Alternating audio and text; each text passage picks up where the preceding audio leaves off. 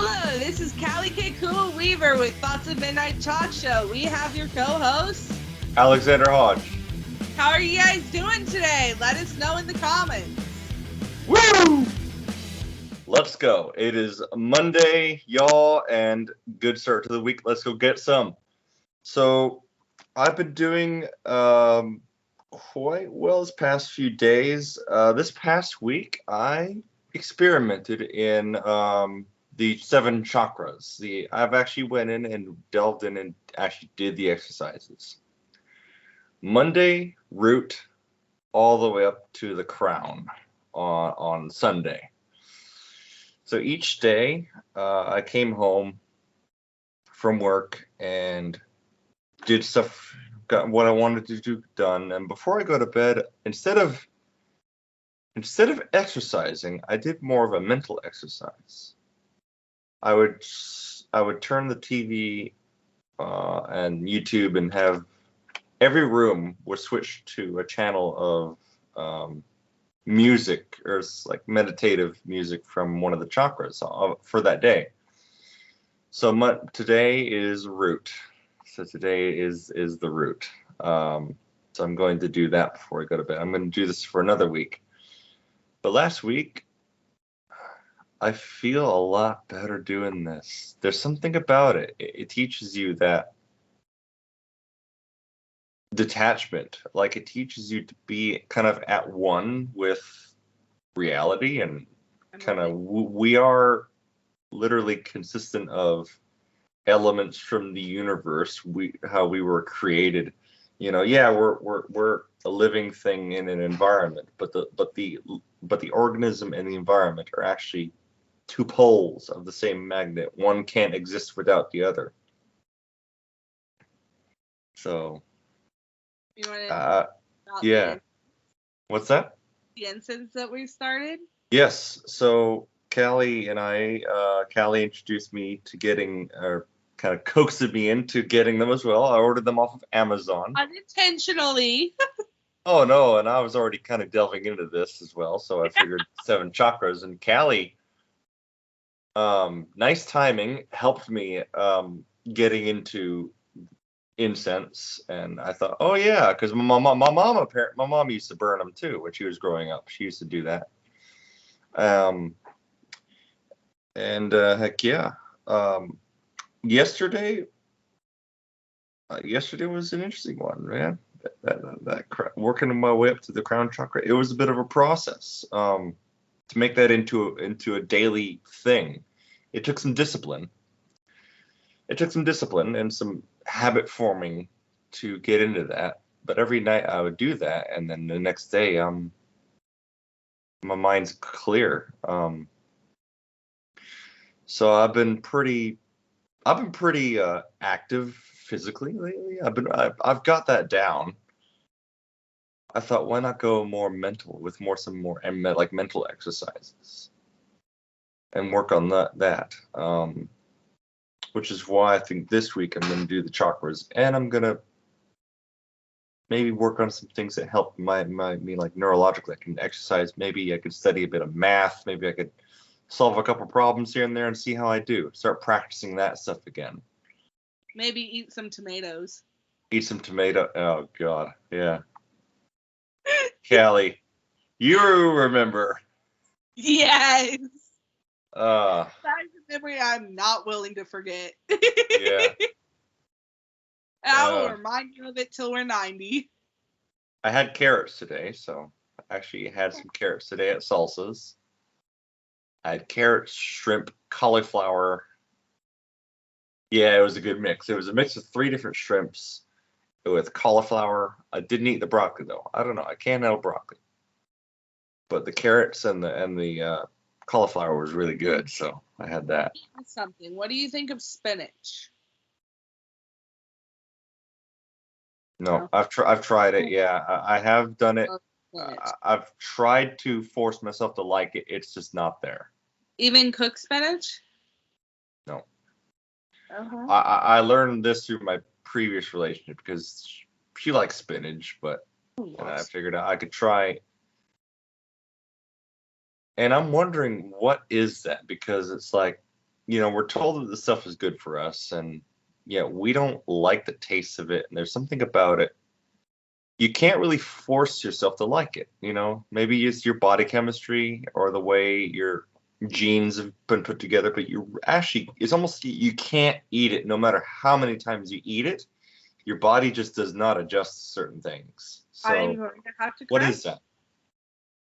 because remember, our bodies change, even our taste buds change once every 7 years. That's true. That's true. So that's a good reminder.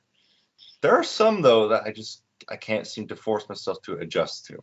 You just don't. I've never had a palate for beer. That's one thing. I've never had a palate for beer. Yeah, and you too. Yeah. That might change. Who knows? Maybe some 7 years or so later on when I'm a little older. I don't know. But my thing is with alcohol, if it burns a little bit, that's when I like it.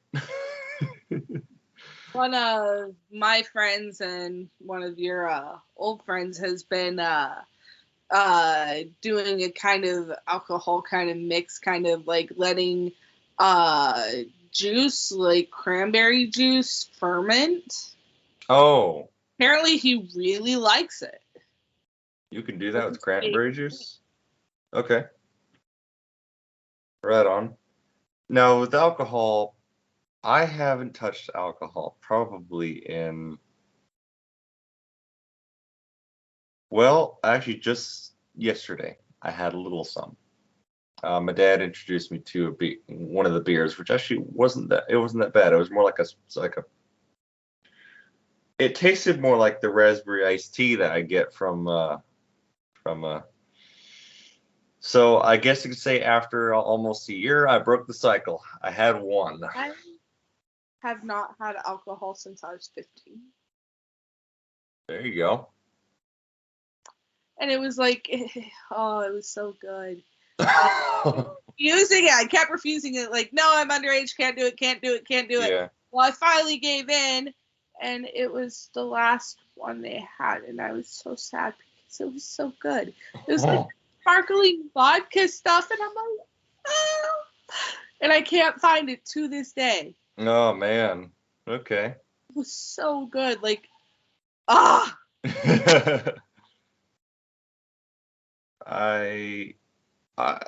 My thing is, if it burns a little bit, or if it's a coffee liqueur, like a White Russian, or Callie, and you and Coffee for the Soul. By the way, her book called Coffee for the Soul. I'm gonna have to say the first time I ever tried alcohol, I think I was 12 or 13. Oh wow, so that's young. Yeah. That's quite young. I think I was young when I first had a taste of it, and at the time it was overwhelming. It was like, oh. Yeah. Yeah, no, my first one was beer, and ew. Yep, no. And that's our body's way of telling us, like, this stuff might actually not be good for us. That's the first thing. Or,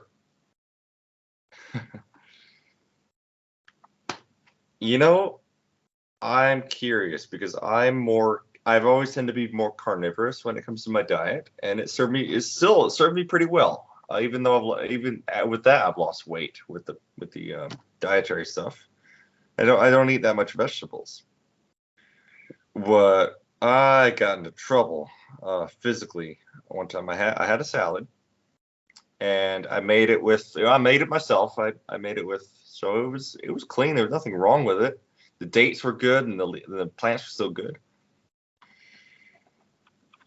And I had basically my stomach was rumbling, and I was full of shit. Like it was pretty bad. I don't know what it was. Aren't you always full of shit? Well, yeah.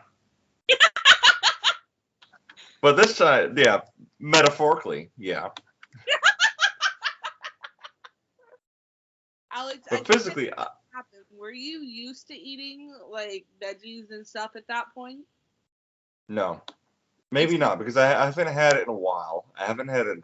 Yes, it's because your body was not used to it. The other symptom that I've had was a weird one. I had the burps, Mhm. but I'll tell you this, they tasted like metal. And they smelled like the surface of Venus. Like it was bad. I don't know if it was the salad that caused it but it happened shortly after, like a few hours or so after I ate the salad. So it must have been.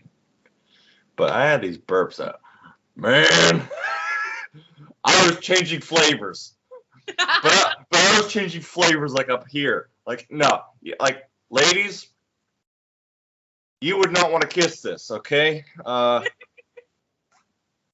it wasn't good. And I was like, I gotta deal with this. Like, man, and then it tastes like metal, and it was like the surface of Venus, sulfury, and it was weird.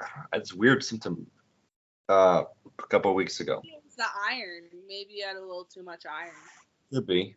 Because iron is a little metallic too. Yeah. Well, I looked up what the symptom could be, and it could have been irritable bowel syndrome. Mm-hmm. That runs in my family, apparently. Actually runs in my biological family. I honestly think it was because your body was not used to it. Must be. I honestly think that's what it was. Must be. So you can't really expect someone to eat. Like we were saying before, did I mention this on the podcast yet about expecting those to? No, I didn't bring that up yet, did I? But I wanted to. Oh, go ahead. So your what you said earlier about weight. Weight is a little bit of a sensitive topic with me right now because where I live at, I don't get the chance to be able to exercise the way I want to. My room is tiny, so I can't do it in here. Yeah. There's really not much that I can do. And I now weigh 262 pounds. Okay. But I have plans for losing weight, wink, wink. It's funny. My gears are already turning. Like how? Wait.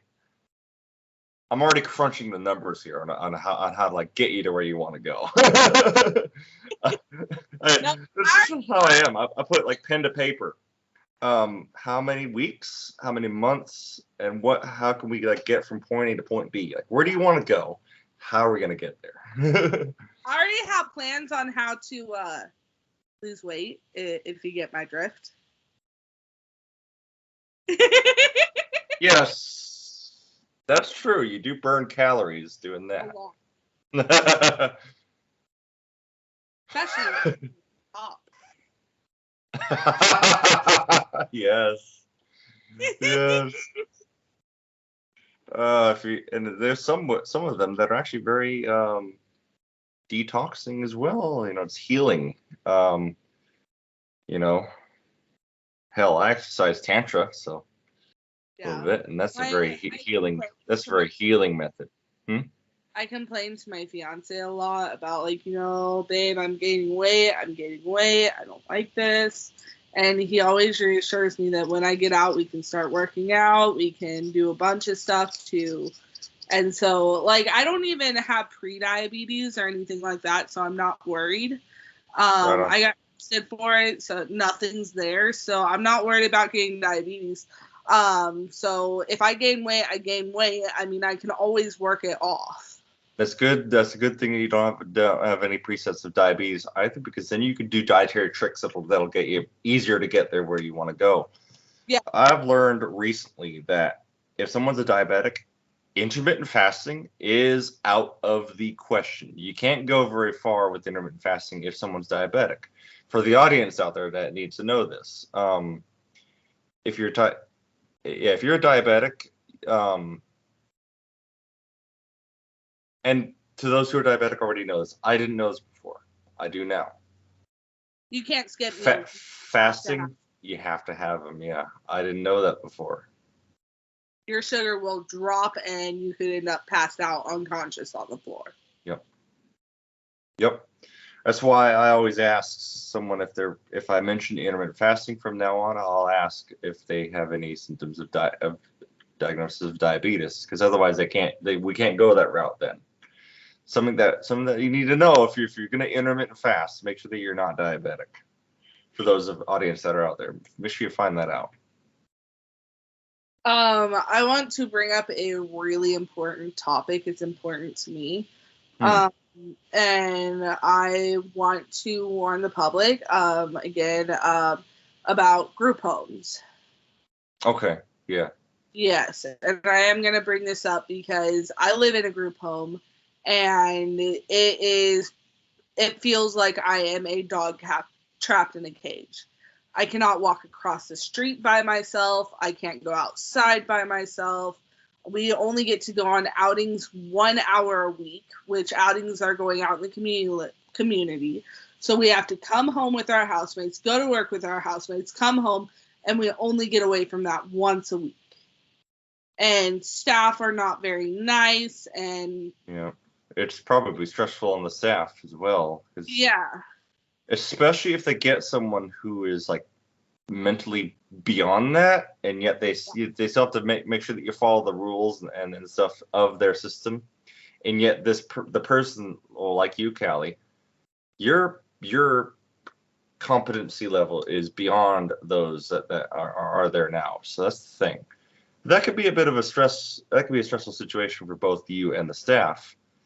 So so the solution to that is, well, Richard Cooper one time said, if you're the smartest or most physical in the room, find another room. Yeah. Like if you're the smartest. I do have court on the 12th, so in 8 days. Yeah, this is exciting stuff. I hear probably by next month that you're going to be making some advances in your life. So I'm proud of you for this, Callie. Well done. And I think, yeah, you're gonna get there. You're gonna have to. Well, and relax. You're almost there. I think you just, for now, play the game. Yeah, but it's just. But pretty soon you're gonna be playing a different game. It's so difficult because, like, my nerves are on edge. Like, I'm so afraid of losing. Well, you're facing it head on right now. Mm-hmm. And what they say about fear is, if you see a ghost, walk into it. And the thing is, like, with being in this group home, each day that passes by since yesterday, basically my Thanksgiving, it gets worse and worse and worse. I'm unable to tolerate more and more and more. And, like, it's a mental battle that I'm having to face, a mental mountain that I'm having to climb that's higher than Mount Everest. And it's just getting. That could take a toll on your tolerance level, so make sure you keep that in check. So make sure that, just remember that the girls that are there, are the people that are there there for different. I got the things that I did today so that I can make certain things happen with feeling more positive and more. Oh, yes, and the incense and the wick, the incense and the spirituality. Yeah, that's a good way to go about that, for sure. And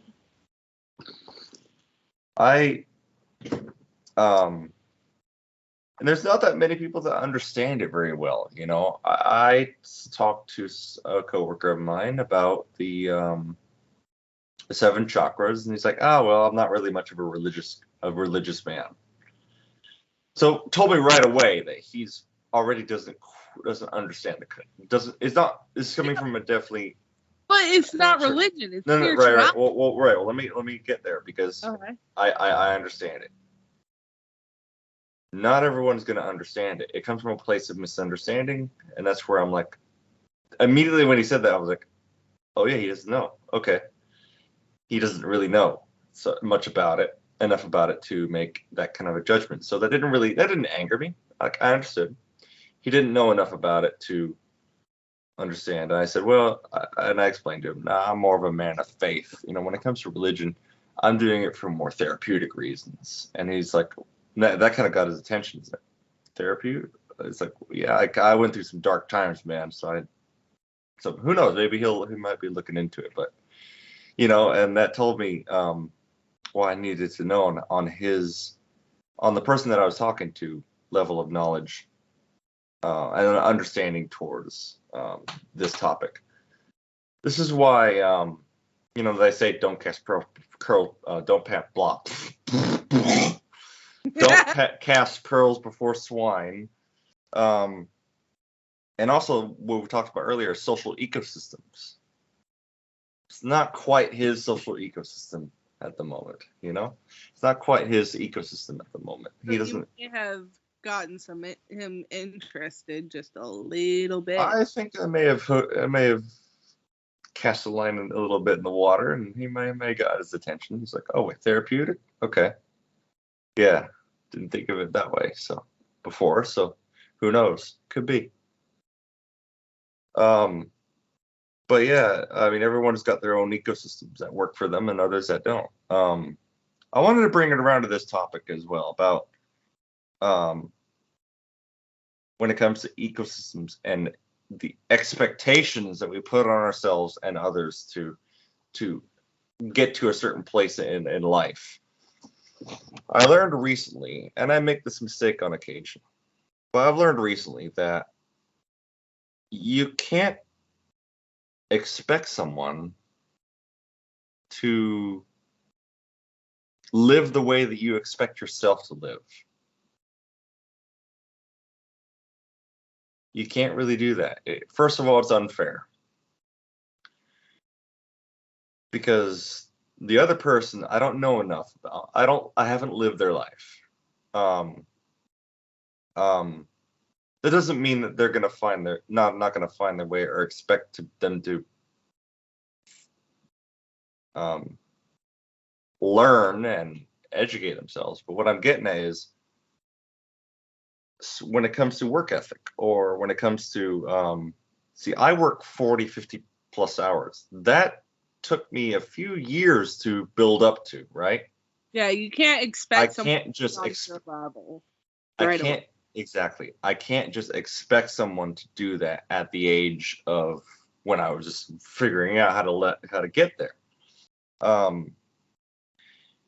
Now that I'm there, it's like I have a tendency to forget that sometimes, and I'm sorry, if it comes across as, it's sorry about that. Like, and I've learned recently from a buddy of mine that we hang out with yesterday at Soho. Well, he mentioned to me that he doesn't expect the people to. I think that's a really good trait as a manager. I think it really is. It's a good trait to have as a leader, because I think as an entrepreneur too, because especially an entrepreneur, because they're crazy. Okay, they're crazy workers. They will start up. They're starting companies, is what they're doing. I don't have those kind of balls. Don't expect me to be able to do that. At least not yet. Maybe someday, but at least not yet. And it's the other thing too, is that too, don't expect me to go to college. I'm no college boy. That wasn't my ecosystem. And the same thing is true, like, I shouldn't expect you or some young buck that doesn't want to work 40, 50 hours to be able to work that kind of money and get that kind of money coming in, because they haven't built up to that yet. Same thing with athletics and skiing and yoga, especially yoga. You know what Elon Musk said about his flamethrowers? Like, it's a terrible idea. Like, don't buy this flamethrower. Don't do it. And I make this joke sometimes about my yoga. There's this quote in the Bible that says, my yoke is easy and my burden is light. Yeah, some of my yoga might not be that easy for you. I don't expect you to be doing the kind of stretches that I'm doing. Like, don't do it. It's a terrible idea.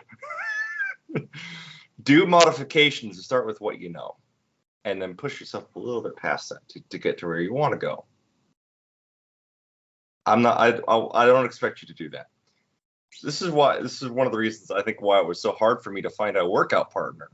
They're afraid I'm going to smoke them, but I'm not. Like, I'm not going to smoke them because I don't expect them to swing a cinder block in the same movement that I'm doing. Like I've learned this recently. I can't expect that to happen, you know. And I think it was a good lesson to learn. Like Hallie, you can't expect me to be as tech savvy as, say, Kevin Gillinger. I don't know how to, or you, yeah, especially you. I don't know how to build websites. I don't know how you click link here and blah blah blah. I don't know that much about WordPress as of yet. I can't. Don't expect to be able to do that. Kind of, it's funny because sometimes when every now and then a joke will be said here and there. It's like okay, yeah, I don't know what I'm doing, haha, whatever. But sometimes just don't over joke with me, because then I'm like, okay, you're kind of pushing it a little bit, like you're kind of pushing it, about I actually don't know what I'm doing. Teach me. And then when they joke again, it's like, oh, you're not in it for me. This is a situation that I ran into with an old friend of mine, where he would joke, but he would continue to joke even after I actually don't know what I'm doing. And that's when I realized, oh, there's some dark motivation there. Like, he actually wants to see me fuck up over and over and over again. He wants to see me get knocked off my horse a little bit, right? So he can look good, Now, don't do that with me. I can spot it. I can spot a bit of narcissistic personality when I see one. Isn't that kind of narcissistic behavior by definition? Like, where they want to make themselves look good in the mirror, they're good, they're better than you, so they don't teach you, they keep it to themselves. Yes, but because I know more about the situation, that wasn't narcissism itself. Narcissism is more like when someone thinks so high of themselves that they have no insecurities, they're high and mighty, they're the goddess god of everything, and you should bow down. You should, yeah. Even if technically they're not, they have their flaws too. Yep, but no, human. They think that they're the top shit. Gotcha. So it's without the insecurities. Yeah. So this was not. I'm curious. What is it when somebody? It's kind of a form of bullying a little bit, I think, because when somebody jokes around about someone who doesn't know what they're doing. It is, but then doesn't teach them how later on. They're not actually educating the person on. They're not handing off the baton. They're not conveying their knowledge onto the younger person. They're keeping it to themselves, and then they're joking about it. It's the what is that? Because I've seen it before. It's the insecurity, because they don't want you to have or know what they know, because you're already succeeding. They don't want you to have more than what you have already. That's sad, isn't it? I mean, well, I understand it because I have a little bit of that predatory sense within me as well. For some people, like, I don't want them to know what I know. Like your ex, you wouldn't teach her how to do some of the skiing tricks you have, because you don't want her to know what you already know. I was actually pretty honest about that too. It's like, yeah, I don't want you to figure that out. Yeah. Same thing. Okay. That fascinates me. That behavior pattern fascinates me, because I have a little bit of it too. But when other people do it to me, it's more like, okay, like, I see through you, because I do it too. I do it to some people too. Like, okay, whatever. But that's not narcissism. I'm curious, like, what would that be called? I wonder. It's insecurity? Okay, so that's the difference. Okay. But I've been saying the whole time, it's insecurities. It's insecurities?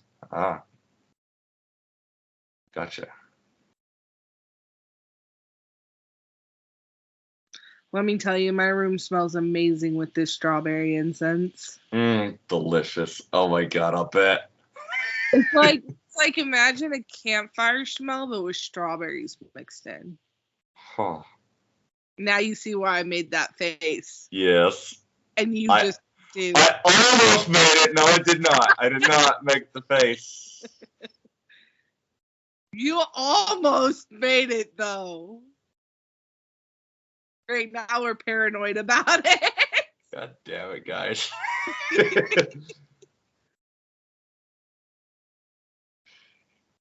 You know what? Screw it. I have no insecurities. That's what I'm talking about. Move from the anxious, preoccupied, avoidant to the secure. No insecurities. Let's go. Yep, good stuff. So. Your girlfriend's calling me. Oh, ich liebe dich, mein Freundin. Yeah. Does that mean I love you, my friend? Yeah. Wonder what she's up to. Podcast, Alex. Curious. Most curious. Stalking on her network. Till her neck hurt. By the way, Facebook is back up and running. It is? Oh, okay, good. They're able to fix it. Good. So I'm curious if they found that hacker. Actually, I'm wondering if it wasn't so much a hacker as we may have had a solar flare. Oh, because Tim was having problems with Yahoo and with Facebook. Everyone was having problems with Facebook. My data stopped working for a while. I couldn't access my bank account. I think it may have been a solar flare. Hell, space is a hostile place. Yeah. Yeah, I think we may have gone through a solar flare. Space is a hostile place. You know, they say Earth, the cradle of humanity. Elon Musk said sometime that we got to grow out of the cradle. I know what he meant by that. Yeah. So the cradle of humanity, Earth being the cradle, the crib. Oh, my incense burnt out. You know. Oh, so did mine. Huh.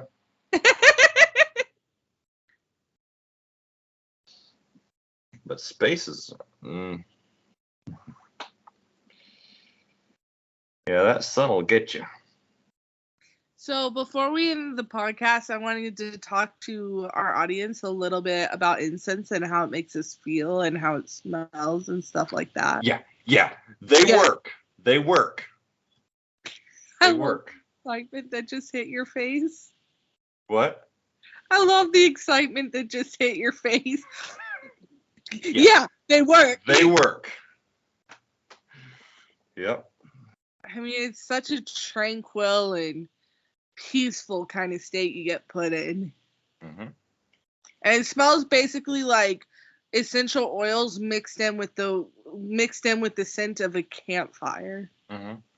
And they actually do have oils like mixed into them too. That's actually probably why they work, because the scent smell is one thing, but the scent of the oils probably hitting the nerves, and it's making it feel a certain way, relaxing. I'm curious how that works on a biological and molecular level. That is quite the question. Research. Yeah. I heard one of the ways it was described that how marijuana and other psychedelics work on the brain. One of the ways I heard it described is that we have, think of it like a snow hill that's been skied on a few times, right? Or sledded on a few times, right? We've got these grooves that we fall into. And eventually the sled is going to go the same way every time down the snow hill. These sleds are going to go the same way every time down the hill. what psychedelics do, and not that I'm pushing psychedelics here, or marijuana use for that matter, but marijuana also does this to a degree. It's like it adds fresh powder. It removes the filters. And it adds fresh powder to the grooves so that the sleds will actually go in different directions. That's what improves our insight. It improves our creativity. Man, when I had my first edibles and my first experience with that, like, my buddy helped me through it, and we put on Fleetwood Mac, and we were watching these little like kaleidoscope things on the TV, and we were talking about science. We were talking about the ether, the fourth dimension, four-dimensional objects, and why everything has like a center to them. We were talking about all that kind of stuff, science, why crystals form the way they do. They grow out from a center. And we were looking at a four-dimensional object on a model. And we noticed that it looked like a cube within a cube. It had a center. That's why things grow from a center. You know, it's physics. And we were